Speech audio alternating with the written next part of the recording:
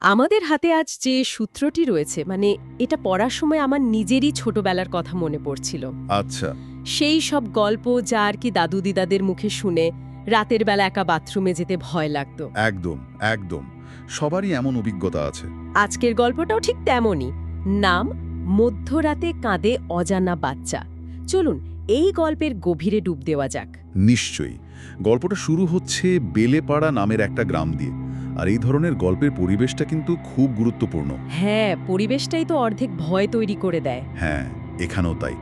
গ্রামের একেবারে শেষ মাথায় একটা পুরনো আমবাগান, যার পাশেই একটা ভাঙা পরিত্যক্ত মাটির ঘর। আর সূত্র বলছে জায়গাটা এতটাই ভয়ঙ্কর যে সূর্য ডোবার পর ওদিকে কেউ ভুলেও যায় না। একদম। ওই জায়গাটা নিয়ে নিশ্চয়ই গ্রামে অনেক কানাঘুষো চলে। আর সেই সব কানাঘুষোর কেন্দ্রবিন্দুতে আছে একটা শব্দ। ঠিক মাঝরাতে ওই ভাঙা বাড়িটা থেকে নাকি একটা বাচ্চার কান্নার আওয়াজ আসে। আমাদের আজকের আলোচনার মিশন হলো এই কান্নার পেছনের সত্যিটা খুঁজে বের করা। এটা কি শুধুই একটা গ্রামের লোককথা, নাকি এর আড়ালে লুকিয়ে আছে আরও গভীর, আরও করুণ কোনো ইতিহাস? ঠিক এখানেই গল্পটা আরও চিকায়ো হয়ে ওঠে। কারণ এই কান্না শুধু ভয়ের নয়, এর সাথে জড়িয়ে আছে একটা গভীর দুঃখ আর হয়তো একটা অনুশোচনার ইতিহাস। গল্পের অলৌকিক দিকটা প্রথম সবার সামনে আসে হরে কাকা নামের একজন গ্রামবাসীর অভিজ্ঞতার মাধ্যমে। হ্যাঁ, এই হরে কাকার ঘটনাটাই তো সবকিছু শুরু। সূত্র অনুযায়ী এক রাতে হরে কাকা হাট থেকে ফিরছিলেন। একটু দেরি হয়ে গেছিল। চারিদিক শুনশান, ঝিঝি পোকার ডাক ছাড়া আর কোনো শব্দ নেই। ভাবুন একবার সেই পরিস্থিতিটা। এমন সময় তিনি স্পষ্ট একটা বাচ্চার কান্নার শব্দ শুনতে পেলেন। কেউ যেন কাঁদছে, ও ও মা গো। একজন মানুষ একা রাতের অন্ধকারে ফিরছেন, আর হঠাৎ এমন একটা করুণ কান্নার শব্দ। প্রথমত তো মনে হবেই যে কোনো বাচ্চা হয়তো হারিয়ে গেছে বা বিপদে পড়েছে। হ্যাঁ, একটা মানবিক প্রতিক্রিয়া হওয়াটাই স্বাভাবিক। হরে কাকাও ঠিক তাই ভেবেছিলেন। হ্যাঁ, উনি নিশ্চয়ই এগিয়ে গিয়েছিলেন। হ্যাঁ, তিনি শব্দের উৎসটা খোঁজার জন্য এগোতে শুরু করেন।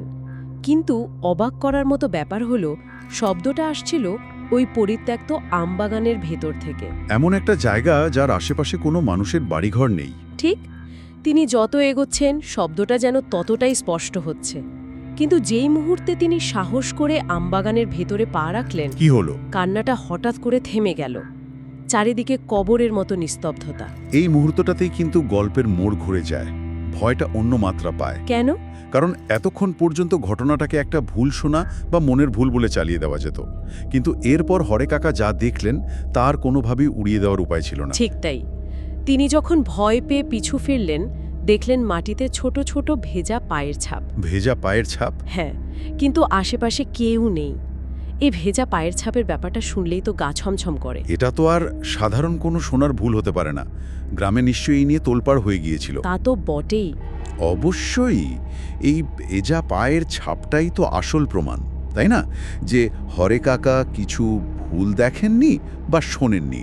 সত্যি সত্যি অস্বাভাবিক কিছু একটা ঘটেছিল। হুম।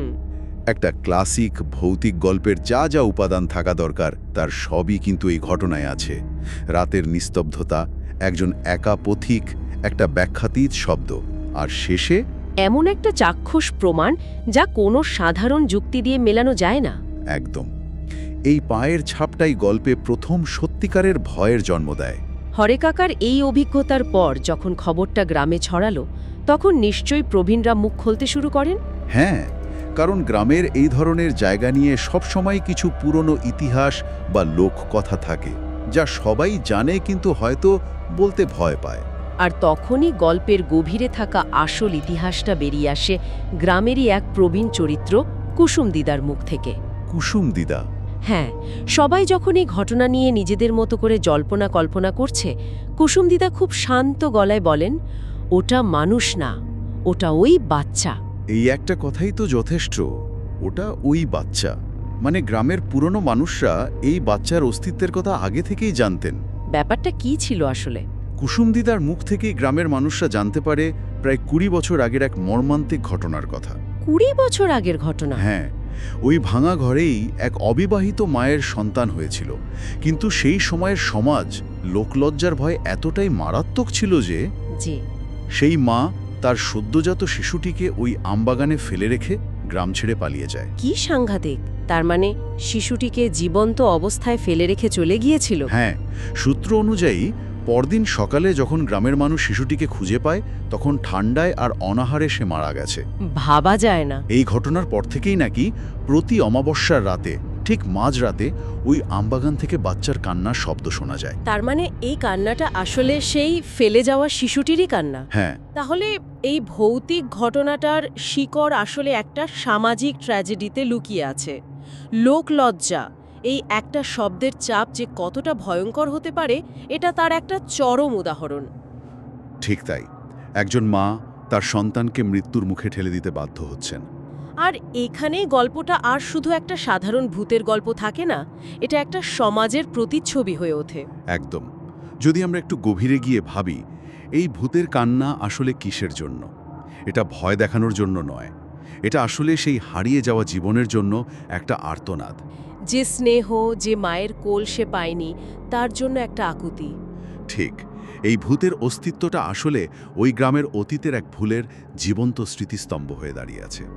সমাজ যে ভুল করেছিল সেই ভুলেরই প্রতিধ্বনি হয়ে বাচ্চাটা প্রতি রাতে কাঁদে। এবং এই ধরনের গল্প কিন্তু শুধু এই গ্রামেই সীমাবদ্ধ নয়, তাই না? না না, একেবারেই নয়। পৃথিবীর অনেক সংস্কৃতিতেই তো এমন পরিত্যক্ত বা অত্যাচারিত শিশুর আত্মার ঘুরে বেড়ানোর লোককথা শোনা যায়। যেমন ধরুন লাতিন আমেরিকার লা ইয়োরোনা বা দ্য উইপিং ওমেনের কথা। সেখানেও একজন মা তার সন্তানদের জলে ডুবিয়ে মারেন এবং তার আত্মা এখন নদীর ধারে কেঁদে বেড়ায়। আচ্ছা। জাপানি লোককথায় মিজুকো বা জল শিশুর ধারণা আছে, যা গর্ভপাত বা মৃত সন্তানকে বোঝায়। এই সব গল্পের মূল সুর কিন্তু একই, একটি অপূর্ণ জীবন, একটি সামাজিক অন্যায়, এবং তার থেকে জন্ম নেওয়া এক অনন্তকালীন দুঃখ। এগুলো আসলে সমাজের ভুলে যাওয়া পাপ বা চেপে রাখা অন্যায়ের বিরুদ্ধে এক ধরনের লোক আখ্যান, যা প্রজন্মের পর প্রজন্ম ধরে আমাদের বিবেককে প্রশ্ন করে যায়। অর্থাৎ বেলেপাড়ার এই বাচ্চাটির কান্নাও আসলে সেই একই ধরনের একটি প্রশ্ন, যা গ্রামের সম্মিলিত বিবেককে তাড়া করে বেড়াচ্ছে। একদম। কিন্তু এই ইতিহাস জানার পরও মানুষের কৌতূহল তো থামে না। বিশেষ করে তরুণদের মধ্যে একটা সবকিছুকে চ্যালেঞ্জ করার প্রবণতা থাকে। তাকেই তো। আমাদের সূত্রেও তো তেমনই একটা ঘটনার উল্লেখ আছে। হ্যাঁ, যা এই গল্পের সবচেয়ে ভয়ঙ্কর অধ্যায়। একবার গ্রামের 4 জন যুবক মিলে ঠিক করে তারা এই রহস্যের শেষ দেখবে। তাদের মনে হয়েছিল এগুলো সব বুজরুকি, পুরনো দিনের গল্প। হ্যাঁ, তারা সত্যিটা জানার জন্য মাঝরাতে সেই আমবাগানে গিয়েছিল। এটা কি স্রেফ তারুণ্যের দুঃসাহস ছিল, নাকি তারা সত্যিই অবিশ্বাসী ছিল? আমার মনে হয় দুটোই। একদিকে যেমন তাদের মনে নিশ্চয়ই ভয় ছিল, তেমনি অন্যদিকে একটা হিরোইজম দেখানোর ইচ্ছেও ছিল। তারা প্রমাণ করতে চেয়েছিল যে তারা গ্রামের বাকিদের মতো কুসংস্কারাচ্ছন্ন নয়। ঠিক, কিন্তু এই দুঃসাহসের পরিণতি হয়েছিল ভয়াবহ। কি দেখেছিল তারা? সূত্র অনুযায়ী তাদের কাছে মোবাইলের টর্চ ছিল। হ্যাঁ, সেই আলো জ্বালেই তারা আমবাগানের গভীরে এগিয়ে যাচ্ছিল। আর টর্চের আলোয় তারা যা দেখেছিল তার বর্ণনা শুনলে গায়ে কাটা দেয়। কি রকম? একটা নগ্ন, কাদামাখা ছোট শিশু, তার মুখটা অন্যদিকে ঘোরানো। আচ্ছা। তারা যখন আরও কাছে যায়, শিশুটি তাদের দিকে ফেরে, আর তখনই তারা সবচেয়ে ভয়ঙ্কর দৃশ্যটা দেখে। কি সেটা? শিশুটির চোখ নেই, চোখের জায়গায় কেবল দুটো কালো গভীর গর্ত। চোখ নেই? হ্যাঁ, যেন কেউ চোখ দুটো উপড়ে নিয়েছে। এই বর্ণনাটা সাংঘাতিক। ভূতের চেহারার এই বর্ণনাটা কিন্তু খুব প্রতীকী। অনেক সংস্কৃতিতেই তো চোখকে আত্মার জানালা বলা হয়। ঠিক। চোখ না থাকা মানে আত্মার অনুপস্থিতি বা মানবতা হারানোর চূড়ান্ত ইঙ্গিত। এটা এমন একটা চেহারা যা শুধু ভয়ঙ্কর নয়, অস্বাভাবিকও। এর মাধ্যমে বোঝানো হচ্ছে যে এই অস্তিত্বটা আর মানবিক জগতের অংশ নয়, ওটা একটা শূন্যতা, একটা গভীর দুঃখের প্রতিচ্ছবি। আর সেই ভয়ঙ্কর চেহারার সাথে তার আরতিটা ছিল একেবারে বিপরীত। মানে? বাচ্চাটা নাকি কাঁদছিল আর খুব করুণ স্বরে বলছিল, আমাকে বাড়ি নিয়ে চলো। এখানে গল্পকার একটা অদ্ভুত বৈপরীত্য তৈরি করেছেন। একদিকে তার ভয়ঙ্কর অমানবিক চেহারা, যা দেখলে যে কেউ ভয়ে জমে যাবে, আর অন্যদিকে তার আরতিটা একেবারে মানবিক। একটা শিশু শুধু তার বাড়ি ফিরতে চাইছে, মায়ের কাছে যেতে চাইছে। এই দুটো বিপরীতমুখী অনুভূতি, চরম ভয় এবং তীব্র করুণা, একসাথে মনে এমনভাবে আঘাত করে যে সেটা সহ্য করা কঠিন। আমার একটা প্রশ্ন আছে এখানে। বাচ্চাটার আরতি ছিল, আমাকে বাড়ি নিয়ে চলো। এটা কি শুধুই একটা করুণাকুতি, নাকি এর মধ্যে কোনো ফাঁদও ছিল? খুব ইন্টারেস্টিং প্রশ্ন। মানে ওদেরকে কোনো বিপদে ফেলার জন্য এই মানবিক আবেদনটা করা হচ্ছিল? এটা দুইভাবেই দেখা যেতে পারে। একদিকে এটা হতে পারে তার আত্মার সরল আকুতি, তার একমাত্র চাওয়া। কিন্তু অন্যদিকে ভৌতিক গল্পের আঙ্গিকে দেখলে এটাকে একটা ফাঁদ হিসাবেও ব্যাখ্যা করা যায়, যে তার এই করুণ আবেদনে সাড়া দেবে সে হয়তো তার জগতের অংশ হয়ে যাবে বা তার অভিশাপের শিকার হবে। এই আবেদনটা আসলে একটা পরীক্ষা, মানুষের সহানুভূতির পরীক্ষা, যার পরিণতি হতে পারে মারাত্মক। আর সেই 4 জন যুবকের ক্ষেত্রে তো তাই হয়েছিল। তাদের সাহসের দাম তাদের খুব কঠিনভাবে দিতে হয়েছিল। হ্যাঁ, পরের দিন তাদের কি অবস্থা হয়েছিল? সূত্র বলছে তাদের পরিণতি ছিল মর্মান্তিক। একজন চিরদিনের জন্য তার কথা বলার ক্ষমতা হারিয়ে ফেলে, মানে বোবা হয়ে যায়। সর্বনাশ। 2 জন মানসিক ভারসাম্য হারিয়ে পুরোপুরি পাগল হয়ে যায়। আর আরেকজন ভয়ে এতটাই কাবু হয়ে পড়েছিল যে প্রবল জ্বরে আক্রান্ত হয়ে কয়েকদিনের মধ্যেই মারা যায়। আর চতুর্থজন, তার কি হলো? চতুর্থজন প্রাণে বেঁচে গিয়েছিল, কিন্তু তার জীবনটাও আর স্বাভাবিক ছিল না। মানে কি রকম? সে আজও রাতে ঘুমোতে গেলে ভয়ে চিৎকার করে কেঁদে ওঠে। সেই রাতের দৃশ্যটা তার মন থেকে আর কোনোদিনও মুছে যায়নি। সে ওই ঘটনার জীবন্ত সাক্ষী হয়ে রয়ে গেছে। এই পরিণতিগুলোর কি কোনো প্রতীকী তাৎপর্য থাকতে পারে? মানে এক একজনের ক্ষেত্রে এক এক রকম পরিণতি কেন হলো? অবশ্যই পারে। যে বোবা হয়ে গেল সে হয়তো সেই ভয়ঙ্কর সত্যটা প্রকাশ করার ক্ষমতা হারিয়ে ফেলল। আচ্ছা, যারা পাগল হয়ে গেল তাদের মস্তিষ্ক সেই অস্বাভাবিক দৃশ্যটা গ্রহণ করতে পারেনি। বাস্তব আর পরাবাস্তবের সীমারেখা তাদের জন্য মুছে গেছে। আর যে মারা গেল? যে জ্বরে মারা গেল সে হয়তো ভয়ের তীব্রতা শারীরিক স্তরে সহ্য করতে পারেনি। আর যে বেঁচে রইল হন্টেড হয়ে, সে হলো সেই সতর্কবার্তা। গ্রামের বাকিদের জন্য একটা জীবন্ত উদাহরণ যে ওই ট্যাবুকে ভাঙার চেষ্টা করলে কি হতে পারে। দেয় যে ট্র্যাজেডিকে সমাজ ভুলে যেতে চায় বা অস্বীকার করতে চায়, তার মুখোমুখি হওয়ার সাহস দেখালে তার পরিণামও ভোগ করতে হয়। একদম। এই ঘটনার পর বেলেপাড়া গ্রামে একটা দীর্ঘস্থায়ী ভয় জাঁকিয়ে বসেছে। বর্তমানে গ্রামের পরিস্থিতি কি? পরিস্থিতি হলো, রাতের বেলা ভয়ে কেউ আর জানালার কাছেও যায় না। খোলা তো দূরের কথা, পুরো গ্রামটা যেন সেই একটা বাচ্চার কান্নার ভয়ে স্তব্ধ হয়ে আছে। একটা ছোট্ট শিশুর কান্না, যা আসলে তার মায়ের জন্য একটা আকুতি, সেটা পুরো গ্রামের জন্য একটা দুঃস্বপ্নে পরিণত হয়েছে। হ্যাঁ, গল্পের শেষ লাইনটা এই ভাবটাকেই খুব সুন্দরভাবে তুলে ধরে। সেখানে বলা হয়েছে, মধ্যরাতে যে বাচ্চা কাঁদে সে কারও সন্তান নয়, সে শুধু কাউকে মা ডাকতে চায়। এই একটা লাইনে যেন পুরো গল্পের কষ্টটা, পুরো ট্র্যাজেডিটা ধরা আছে। সে কোনো পরিচয় চায় না, শুধু একটু স্নেহ চায়, যা সে পায়নি। কি অসাধারণ একটা উপলব্ধি! এই গল্পটা তাই শুধু একটা ভূতের গল্প নয়, এটা স্মৃতি, সামাজিক দায়বদ্ধতা এবং পরিত্যাগের যন্ত্রণা নিয়ে একটা গভীর আখ্যান।